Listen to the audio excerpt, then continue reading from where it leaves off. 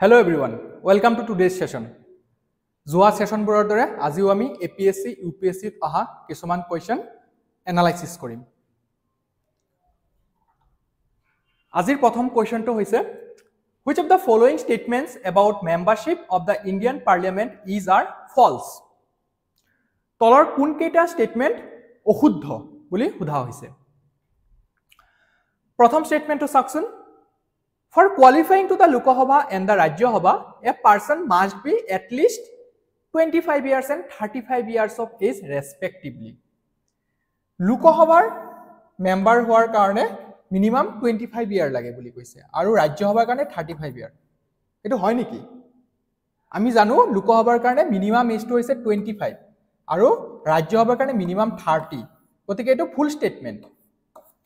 Number 2 to saw a person belonging to the scheduled caste or the scheduled tribes can contest elections from a general constituency too. Koribo paribone? Jito unreserved seat ase hitut SC ST manu ejone contest koribo kiyo nwaribo eto unreserved jodi hei post to SC karone reserved ase tetia hai SC candidate tat contest koribo paribo ba jodi post to seat to apunar ST হকলৰ কাৰণে reserve কৰা আছে তেতিয়া ST ক্যান্ডিডেটে contest কৰিব পাৰিব এটো তো general সিটৰ কথা কৈছে জেনাৰেল কনস্টিটুয়েন্সি এটা সিট কতকে পাৰিব SC ST কোনো বাধা নাই শুদ্ধ স্টেটমেন্ট নাম্বার 3 স্টেটমেন্ট টু চাওক if a member of the parliament votes against the directions of his her party he she can be deemed to be disqualified on the ground of defection আমি জানো Parliament 52nd Constitutional Amendment Act 1985 আনিছে আৰু 91st Constitutional Amendment Act 2003 আনিছে যাৰ দ্বাৰা কি কোৱা হৈছে যে এজন মানুহ যাতে এজন এমপি যাতে এটা পাৰ্টিৰ পৰা আন এটা পাৰ্টিলৈ সহজতে শিফট কৰিব নোৱাৰে হয় এটো এন্টি ডিফেকশন ল যেটো 52nd আৰু স্ট্ৰেংথেন কৰিছিলে 91st Constitutional Amendment Actৰ দ্বাৰা হয় তো এটো শুদ্ধ If a member of the parliament votes against a direction, jodi ejon MP juntu party hoy, hei party di nirdehona namani tar against vote kore, tetia hole disqualify hoar chance thake. So etu shuddho statement. Koisile kuntu false, ami kuntu palu 1, only 1. Can you move to the next question? Okay. Number 17. Mane ajir second question. Which of the following qualifications are necessary for the office of the Vice President of India as per Constitution?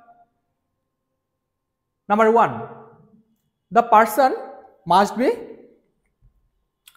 a citizen of India. Prothom statement etu. Necessary condition hoy ne? Hoy. Bharatiyo nagorik hobo lagibo. Shuddho. Number 2, the person must be a member of the Rajya Sabha. Rajya Sabhar member howa বাধ্যতামূলক নেকি? নহয়। Rajya Sabhar member হবলৈ qualification তো থাকিব লাগিব কিন্তু member হোৱাটো বাধ্যতামূলক নহয়। He must not be a member but he needs to have the qualifications. Qualification থাকিব লাগিব। Rajya Sabhar member হবলৈ কোয়ালিফিকেশন কি লাগে? প্ৰথম কথাটো ভাৰতীয় নাগৰিক হ'ব লাগিব দ্বিতীয় কথাটো হৈছে মিনিমাম 30 ইয়াৰ ইজ থাকিব লাগিব আৰু ৰিপ্ৰেজেন্টেশন অফ পিপল এক্টত যিখিনি কোৱালিফিকেশনৰ কথা কোৱা হৈছে সেইখিনি ফলো কৰিব লাগিব আৰু লোকসভাৰ ক্ষেত্ৰত আমি জানো মিনিমাম 25 ইয়াৰ আৰু ইন্ডিয়ান সিটিজেন হ'ব লাগিব আৰু ৰিপ্ৰেজেন্টেশন অফ পিপল এক্টত যিখিনি প্ৰভিজন আছে সেইখিনি satisfy কৰিব লাগিব কোৱালিফাই হোৱাৰ কাৰণে number 3 the person must be above 35 year of age হয় Vice President hobar karone minimum 35 year age hobo lage.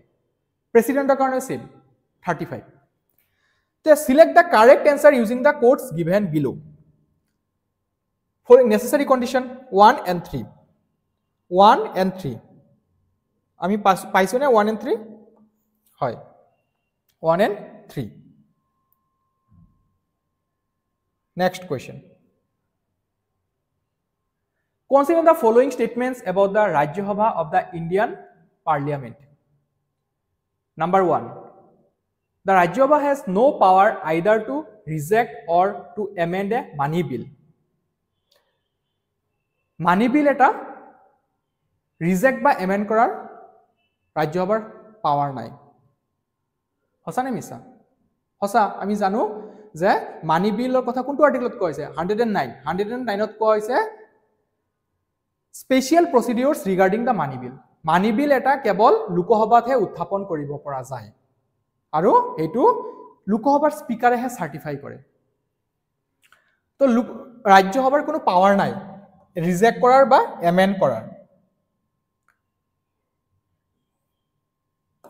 আৰু কি কোৱা হৈছে মানি বিলৰ ক্ষেত্ৰত যে যদি মানি বিলটো লোকসভাৰ পৰা ৰাজ্যসভালৈ পঠিওৱা হয় তেন্তে ৰাজ্যসভাই 14 দিনৰ ভিতৰত সেই বিলটো উইথ অৰ উইথাউট ৰেকমেণ্ডেশ্যন আকৌ লোকসভালৈ ঘূৰাই পঠাব লাগিব আৰু যিটো ৰেকমেণ্ডেশ্যন পঠাব সেইটো লোকসভাই একচেপ্ট কৰিবও পাৰে বা ৰিজেক্টও কৰিব পাৰে একচেপ্ট নকৰিলেও কোনো কথা নাই আৰু 14 দিনৰ ভিতৰত যদি ঘূৰাই নপঠায়ো ৰাজ্যসভাই সেই বিলটো পাছ হোৱা বুলি ধৰি লোৱা হয় তো সেই ক্ষেত্ৰত লোকসভাৰ এক্সক্লুসিভ পাৱাৰ থাকে সো এটো শুদ্ধ স্টেটমেন্ট কেৱল ডিসকাস কৰিব পাৰে কিন্তু ৰিজেক্ট বা এমেণ্ড কৰিব নোৱাৰে ৰাজ্যসভাই মানি বিলৰ ক্ষেত্ৰত number 2 the Rajya Sabha can not vote the demands of grants ৰাজ্যসভাই ডিমান্ড অফ গ্ৰান্টত ভোট কৰিব নোৱাৰে কোনটো আৰ্টিকলত কোৱা হৈছে এটো 113 এটো কোনটো আৰ্টিকল আছিল 109 113ত কি কোৱা হয় জানেনে কনসলিডেটেড ফান্ড অফ ইন্ডিয়াৰ পৰা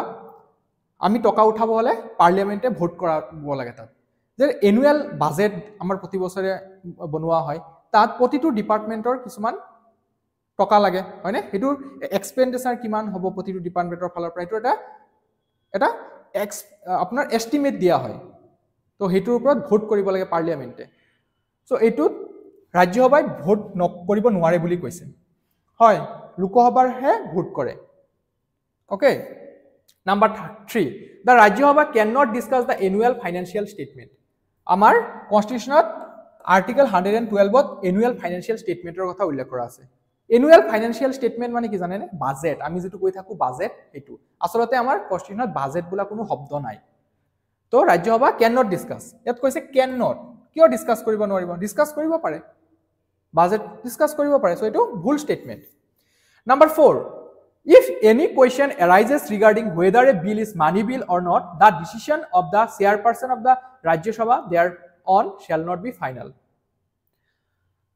Car decision to final hoy money bill or khetrot loksabar speaker ami nishoy janu gotike etu koise je Rajya Sabhar chairperson or decision final nohobo hoy final nohobo loksabar speaker to he final hobo gotike etu শুদ্ধ statement আমি কি পালো 1 2 and 4 1 to 4 অপশনত আছে নে correct statement বলি কৈছিলে হয় হয় আছে 1 to 4 number C can you move to the next question okay আজি এই কোয়েশ্চনটো সাকচোন which of the following statements are correct about the women's reservation bill 2023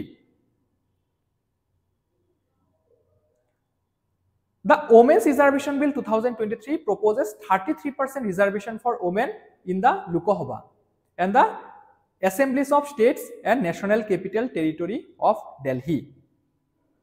Women Reservation Bill যেটো নারী শক্তি বন্ধন অধিনিয়ম 106th Constitutional Amendment Act যেটো লাস্ট হইছে amendment এটো কেতিয়া কৰা হৈছিল 19th September 2023 19th September 2023 ইয়াত কি কৰা হৈছিল যে 1/3 সিট লোকসভা আৰু ষ্টেট লেজিসলেটিভ এসেম্বলি বিলাকত ওমেনৰ কাৰণে ৰিজাৰ্ভ কৰা হ'ব ষ্টেট লেজিসলেটিভ এসেম্বলি কলে national capital territory of Delhi তাৰ অন্তৰ্গত হয় পুডুচেৰীও তাৰ অন্তৰ্গত হয় ইয়াত সুধিছে যে the Women's Reservation Bill 2023 proposes 33% reservation for women in the Lok Sabha and the Assemblies of States and National Capital Territory of Delhi হয় এটো শুদ্ধ statement Similar reservation will also be provided within the seats reserved for SC and ST. হয় SC ST ক্ষেত্ৰটো SC ST যিকিটা seat আছে হেই কেটাটো 1/3 reservation থকা বুলি কোৱা হৈছে ইয়াত শুদ্ধ statement number 3 The bill proposes that the reservation will continue for 25 years কিমান বছৰৰ কাৰণে কৰা হৈছে জানে নে 15 year যেটো বিল আনা হৈছে এতিয়া এক্ট হৈ গ'ল সেই এক্টটোত কোৱা হৈছে যে প্ৰথম 15 বছৰৰ কাৰণে এপ্লিকেবল হ'ব তাৰ পিছত যদি চাই এটো এক্সটেন্ড কৰিব পাৰে পাৰ্লিয়ামেন্টে ওকে নাম্বাৰ 4 এটো ফুল স্টেটমেন্ট নাম্বাৰ 4 টো চাওকচোন The bill which reserves 33% of seats for women in the Lok Sabha and the state assemblies include the quota for women from the OBCs. Hey, bill tut ki ase jane ne? General, SC aru ST. Ei tinta category kotha koise. Jat apunar 1/3 reservation thakibo. Reservation thakibo women or karone. To OBC er kotha to tat ullekh kora hua nai. ইয়াত আমাৰ এটা কি কৈছে কৈছে the following statements এটো ভুল statement হৈ গল correct বুলি কৈছিলে ন 1 and 2 পাইছো আমি নাম্বার এ 1 and 2 ঠিক আছে এই জেনাৰেলৰ ভিতৰতে আপোনাৰ ওবিসি টো আহি যায় গতিকে ওবিসি ৰ কাৰণে স্পেসিফিক্যালি কোৱা নাই যে ওবিসি টো 1 ওবিসি সকলৰ কাৰণে যিকেটা সিট থাকিব হেকিটাটো 1/3 ৰিজাৰ্ভেশন আহিব বুলি okay next question Saxon ki dise Which of the following statements are not correct about the creation of new states by the parliament under the article 3 of the Indian constitution Article 3 ki koa hoy formation of new states from the existing states jene koa Punjabor pora apunar Haryana Himachal Pradesh banoa hoisile Uttar Pradeshor pora Uttarakhand banoa hoise Maharashtra pora আগতে বম্বে আছিল বম্বেক বাইফুট কৰি পেলাই মহাৰাষ্ট্ৰৰ গুজৰাট বনোৱা হৈছিল অন্ধ্ৰ প্ৰদেশৰ পৰা তেলেংগানা বনোৱা হৈছে তো হেইবিলাক যে এক্সিস্টিং ষ্টেট এটাৰ পৰা আৰু এটা ষ্টেট বনোৱা এটো আৰ্টিকেল 3 আৰু আৰ্টিকেল 2 ত থাকে formation of new state entirely new state establishment of new state হেইটো তো সাকচোন নট কারেক্ট বুলি কৈছে দা Number 1 statement the president of India is required to refer such a bill to the affected states in order to know their view হয় এটু provision কনস্টিটিউশনত mention কৰা আছে যে যেটো ষ্টেটৰ পৰা আউট ষ্টেট বনাব যোৱা হৈছে এই ষ্টেটৰ এটা বিল পঠাব লাগে প্ৰেসিডেন্টৰ ফালৰ পৰা যে আপোনালোকৰ কি মত তাত তো এটু শুদ্ধ statement number 2 the president is bound to accept the opinion view of the affected states in making recommendations to the parliament President bound নহয় স্টেটে যেটো রেকমেন্ডেশন দিব তার এগেইনস্ট তো যাব পারে প্রেসিডেন্ট সো এটো ভুল number 3 the parliament cannot introduce a bill to this effect without the prior recommendations of the president হয় পার্লিয়ামেন্টত বিল আনিব পৰা নাযাব আৰ্টিকেল 3 আন্ডাৰত যদিহে আগতে প্ৰেসিডেন্টৰ পৰা প্ৰায়ৰ পাৰমিশন লোৱা নাই গতিকে আমার কি বলিছে নট কারেক্ট কোনটো বলে 2 only 2 সাকশন আছে নে আছে number B can move to the next question okay number 81 এটো ইউপিএসসি 2024 ৰ প্ৰিলিমছৰ কোশ্চেন সাকশন এপিএসসি 2023 ৰ যেটো কোশ্চেন হদিছে এটো প্ৰিলিমছ 2024 তো আহিছে ইউপিএসসি সো আমি যদি পিওআইকিউ বিলাক কৰো তে এটো আমাৰ বেনিফিট অল অফ চেঞ্জ কৰিছে Section কি কৈছে provisions will come into effect from the 18th Lok Sabha 18th Lok Sabha কোনটো এই বৰ্তমান যেটো চলি আছে 2024 ৰ পৰা 2029 লৈকে যেটো থাকিব তাৰ আগতেও ডিজলভ কৰি দিয়া যাব পাৰে কিন্তু নৰমাল টাৰ্মটো কিমান হয় 5 বছৰ লোকসভা ৰাজ্যসভাটো আপোনালোকে জানে পার্মানেন্ট হয় পার্মানেন্ট বডি আচ্ছা provisions will come into effect from 18th Lok Sabha নহয় 19th Lok Sabha পৰা আহিব নেক্সট যেটো লোকসভা বহিব হেতুৰ পৰাহে নারী শক্তি বন্ধন অধিনিয়ম এপ্লিকেবল হবো সো এটো ভুল statement number 2 this will be in force for 15 years after becoming an act হয় আমি পাইছিলো এপিএসসি যদি ছিল 25 ইয়ার এটো ভুল আছিল কিন্তু ইয়াত শুদ্ধ কৰি দিছে যে 15 ইয়াৰৰ কাৰণে প্ৰথমে থাকিব তাৰ পিছত যদি পাৰ্লিয়ামেন্টে বিচাৰে হেতু এক্সটেন্ড কৰি দিব পৰা যাব তো শুদ্ধ number 3 there are provisions for the reservation of seats for scheduled caste women within the quota reserved for scheduled caste ইয়াত তো খালি এটাহে উদিছে SC ST দুইটাৰ কাৰণে হয় ওকে সো আমি কি পালো which of the statements given above are correct বুলি কৈছে 2 and 3 আছে নে আছে number C okay next question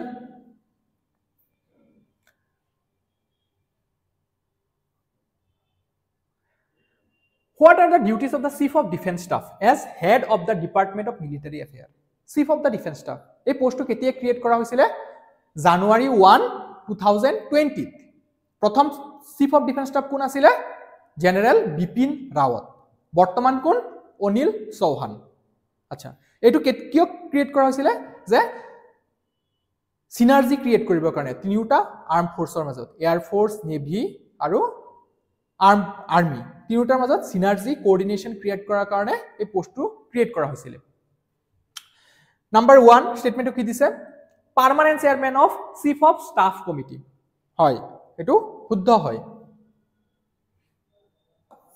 number 2 exercise military command over the 3 service chiefs. Military command বুলি কৈছে। আমি কি জানো? আমি প্ৰেসিডেন্ট পঢ়ুতে জানি পাইছো আৰ্টিকল 53 কৈছে যে president shall have the supreme command over the military chief arm forces. Arm ফোৰ্সেছত সুপ্ৰিম কমান্ড কাৰ থাকিব? প্ৰেসিডেন্টৰ থাকিব।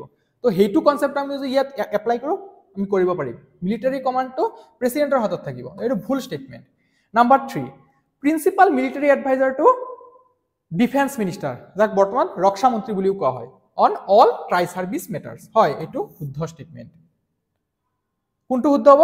কাৰেক্ট বুলি কৈছে। কাৰেক্ট এনসাৰ 1 and 2 এইকেইটা হয় ডিউটি। 1 and 2 ক'ত আছে? বি, সৰি 1 and 3 হে পাইছো আমি। 1 and 3 এইটো হ'ব answer 1 and 3 D. Okay, next question.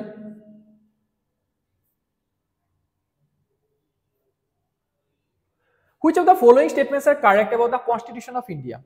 Constitutionৰ কিছুমান পাৰ্ট প্ৰভিজনৰ কথা উল্লেখ কৰিছে ইয়াত। চাকচোন শুদ্ধ নে অশুদ্ধ?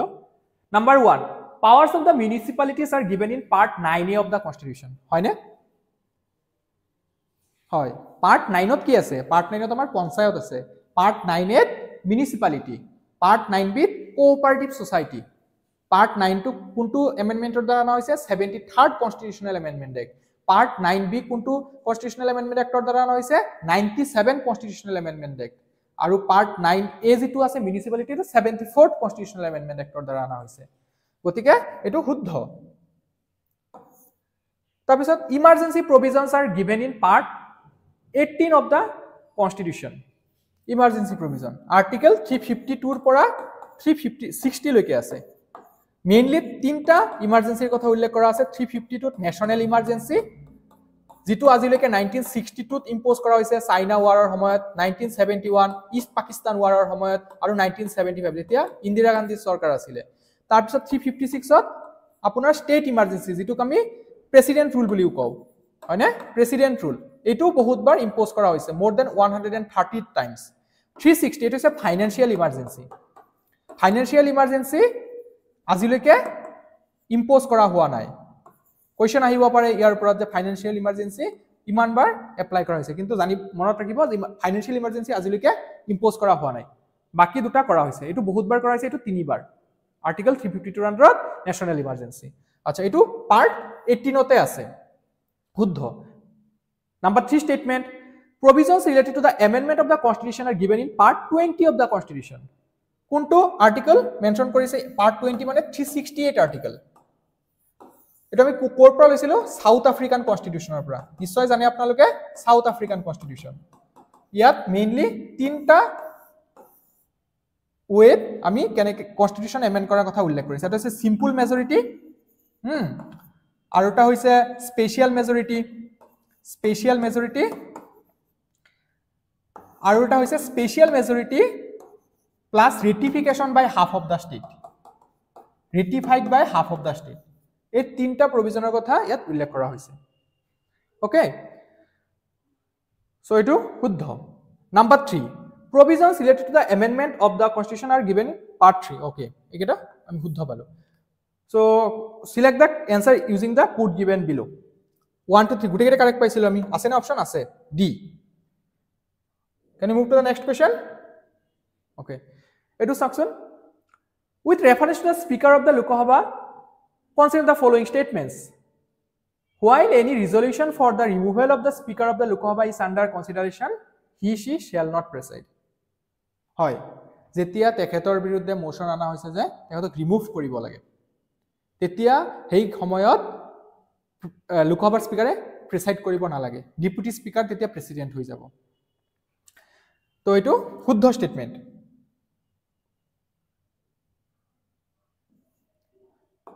Number 2 he she shall not have the right to speak তেখেতৰ সেই মোশনটোৰ সময়ত কোনো কথা কোৱাৰ অধিকাৰ নাথাকিব বুলি কৈছে কিয় নাথাকিব he has the right to speak এইটো ভুল statement number 3 he she shall not be entitled to vote on the resolution in the first instance প্ৰথম অৱস্থাত তেখেতে ভোট কৰিব নোৱাৰে কিন্তু আমাৰ কনস্টিটিউশনত কি মেনশন কৰা আছে যে প্ৰথম ইনষ্টেন্সতে ভোট কৰিব পাৰিব যেতিয়া ইকুৱেলিটি হ'ব যে 50-50 হৈ গ'ল 50 জনে 50% সাপোৰ্ট কৰিলে আৰু 50% আপোনাৰ অপোজ কৰিলে সেই ক্ষেত্ৰত তেখেতৰ ভোটটো মানি লোৱা ধৰা নহব লোকসভাৰ স্পীকাৰৰ তে লোকসভাৰ স্পীকাৰে প্ৰথম অৱস্থাতে ভোটটো কৰিব পাৰে সো এইটো ভুল স্টেটমেন্ট তো আমি কি পালো কারেক্ট স্টেটমেন্ট বুলি কৈছে ন কারেক্ট তো one only a is the correct answer Can you move to the next question? Okay. আজি এইখিনি আছিল hopefully session to ভাল পাইছে এনেকুৱা সেশন চাই থাকিবৰ কাৰণে আমাৰ চেনেলটো সাবস্ক্ৰাইব কৰিব লাইক কৰিব আৰু এসপাইৰিং ক্যান্ডিডেট সকলৰ লগত শেয়াৰ কৰিব থ্যাংক ইউ